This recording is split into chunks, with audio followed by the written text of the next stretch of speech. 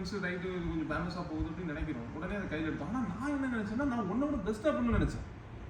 நான் சொல்ல புரியுதுங்களா? ஏன்னா எனக்கு தெரியும், என்னோட ஸ்கில்லை பற்றி எனக்கு தெரியும்.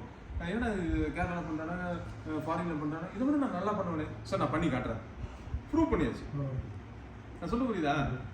அப்புறம் நான் அதை பார்த்துட்டு நானும் பண்ண போகிறேன். நீ கிளம்புனா நான் வந்து வெளியில் ஒரு டிஷர்ட் போட்டிருக்கேன். இந்த டிஷர்ட்டோட கலரு வந்து ஒரு மாதிரியா இருக்குது. நான் சேஃப்டிக்கு உள்ளே வேறு ஏதாவது போட்டிருக்கேன். நான் சொல்ல புரியுதா? ஒரு புல்லட் ப்ரூஃபோ ஏதோ ஒன்று நான் போட்டிருப்பேன் உள்ளே இறங்குது. நீ ஒரு டிஷர்ட்டை போட்டு மட்டும் உள்ளே இறங்கிட்டேன்னா சுற்றுவானுங்க. எனக்கு உள்ள புல்லட் ப்ரூஃப் இருக்கு, அது தெரியுமா? வெளியே இருக்க டிஷர்ட் மட்டும் தான் தெரியும். நீனும் மாஸ்க் பாரு, விஸ்வா மாஸ்க் இந்த மாதிரி டிஷர்ட் போட்டிருக்காரு, நானும் அதே மாதிரி போட்டு நிற்கிறேன் ஓய் அப்படின்னா நான் உள்ளுக்குள்ள போட்டிருக்கேன். சொல்ல புரியுதா? அப்போ நான் என்ன சொல்ல வரேன், கண்ணில் நடக்கிற விஷயத்தை மட்டும் பார்த்து களத்தில் எனக்கு கூடாதுங்கிறேன்.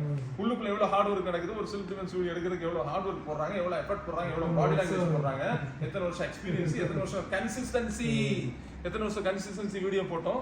இதோட இம்பாக்ட் இப்படி.